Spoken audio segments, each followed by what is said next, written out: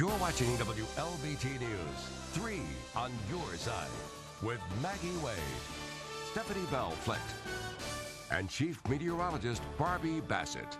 This is the WLBT 4:30 p.m. report. Stephanie Bell Flint joins us now, and today we're taking your general medical questions. You can send those questions to the doctors at WLBT.net. And we are joined today by Dr. Phillip McDill. He's with the MEA Medical Clinics, and thank you so much for joining us. And Barbie brought up a nice topic. The topic of the week is flu shots. Yes, ma'am. I bet your office is busy. Big deal. Well, yes, ma'am. Well, I guess it was 2 weeks ago when I took my two of my children to go get vaccinated, and of course the doctors went ahead, pediatrician went ahead and gave them the flu shot, and it seemed like within 24 hours both of them came down with runny noses and a cough. And so I'm wondering, can the flu shot either cause the flu or cause you to be sick, or is that just all in your head? It does not cause the flu, but it does have side effects, and it triggers the immune response in the body that starts to create a lot of those symptoms, and a lot of the side effects can be nasal congestion and a lot of the symptoms that are of the flu, aches and everything. We usually recommend that people take some Tylenol extra strength about every 6 hours just to help with some of the aches when they get the flu shots. But it's still worth having the flu shot, right? Yes, ma'am. Considering that I think we're supposed to have a bad flu season this year, I think the CDC is predicting 3 strains, and they say when you have that many circulating, that usually indicates a bad season. So, you know, it's probably the shot is good. I know we had our office flu shots here, what was that, yesterday? Yesterday. There are 2 or 3 people who really are sick, and it never fazed me. I don't understand why some people have those reactions and some people don't. That's, it's different for each individual. Some people will have a reaction. Some people can tolerate it without any problem.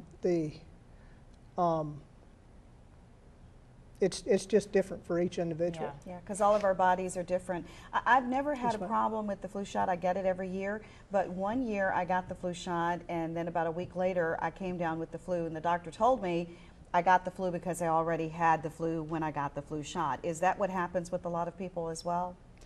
Sometimes people will get the flu shot kind of at the last minute, meaning that they've already been some people in their class that have had it, or they want the kids to have it because it's going around the school.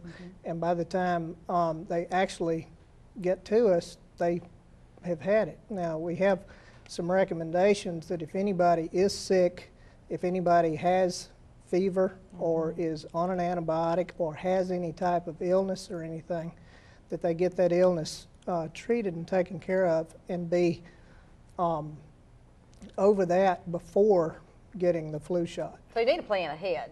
Yes, ma'am. My mother is very adamant on getting the pneumonia shot. Now, how important is getting a pneumonia shot? I didn't know there was even one out there. I've gotten it. Yes, You I got yours? the. When you hit our age, you'll get it. Is that important to get to? Yes, ma'am. The pneumonia shot is a pneumovax, and that covers the pneumococcal pneumonia, which is one of the deadliest forms of pneumonia. And there are a few strains of it, and it covers that. It does not cover all types of pneumonia. It does not cover viral pneumonia and some of the other types of bacterial pneumonia, but it does cover that. We recommend that if somebody is 65 or older, that they have the one vaccination. If people are like in their 50s or so when they get it, that they would get that one, and then 10 years later they would get another one. And we recommend it for people that also are at risk for heart disease, lung disease, and anybody that would be just at potential risk for any other type of disease. All right, when we come back, we're going to talk about what you can do to keep from getting the flu if you didn't get your flu shot. Monday on The Doctors, a miniature camera that allows doctors to examine the entire length of your intestines, and a shortcut to getting your pre-baby body back in just 2 weeks. I don't believe it. True or false? False. That's The Doctors, Monday at 3 right here on WLBT. And for more health news, you can log on to our website and click on Medical Matters. Thank you, Stephanie, and Dr. McDill will be back in a little bit. Barbie has another check on your weather coming up. Plus, Puerto Rico dodges a hurricane bullet, but there were some problems. We'll have more in just a moment. All right, well, Barbie, we're back now with our special guest, Dr. McDill from MEA Medical Center, right? That's right. Maggie has a great question for him. This is just a general parent question, and every parent needs to listen to this because I have, what, a half a dozen kids, and I didn't even think to ask this one. You've got more than me, by the way. Don't tell anybody. I still want everybody to think you have just tons of kids. Mother Goose. Well, tummy aches. You know, kids often come to you and complain about tummy aches. When should you take them to the doctor? Should you give them a laxative or give them something and let them go on, or should you just automatically take them to the doctor?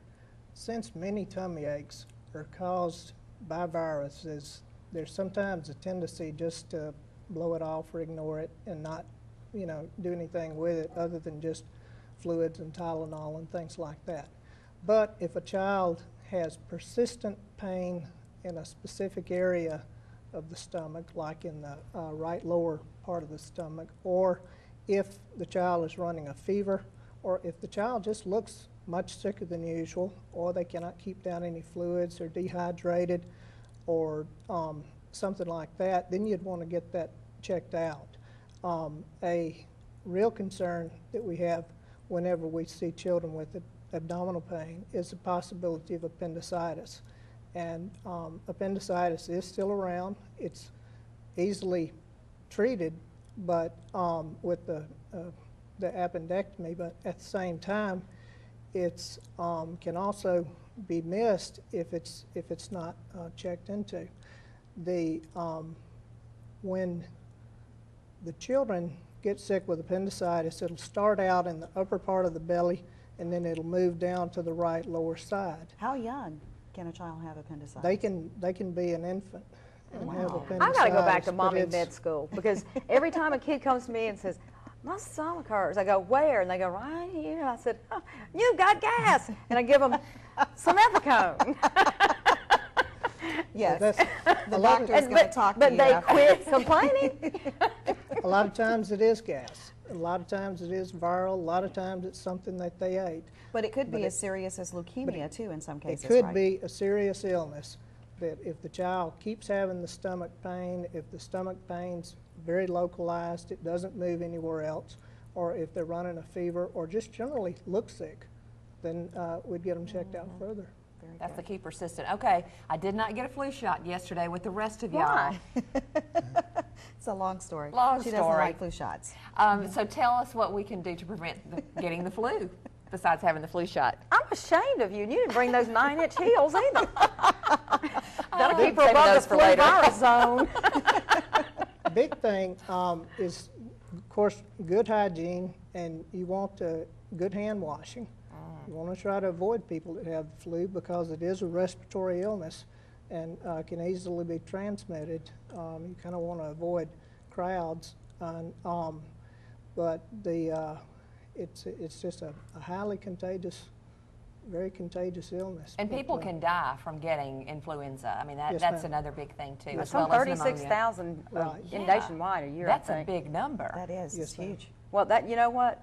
You don't get the flu shot, no more shopping for you until April. Okay. No more getting out in the crowd. No more malls. And what are the early symptoms of the flu? Because a lot of people confuse flu with sinus allergies and things of that nature. So what are the symptoms, and when should they go to the doctor as soon as they notice those symptoms? High fever, severe headache, and severe body aches.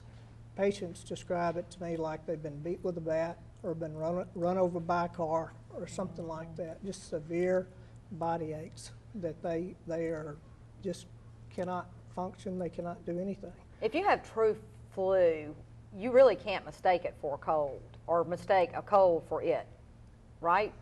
I mean, because you can function with a cold. You can't function with the flu. Is that correct? Sometimes you can. There's a influenza A, which is the classic epidemic flu, and that's the one that usually lays you flat on your back and you can't do anything. Influenza B is a more of an endemic, a milder type of flu that can happen through the year, and people can still function with the influenza B. Typically, if they're sitting up looking at me talking and they have the flu, it's the influenza B. If they're stretched out with their sleeping bag around them and they just can't get any relief at all, it's usually the A. Well, thank you. Well, don't get B and run around spreading. Well, thank you, Dr. Phillip McDill, for being with us, and thank you, Stephanie. We'll be Appreciate right it. back. Stay with us.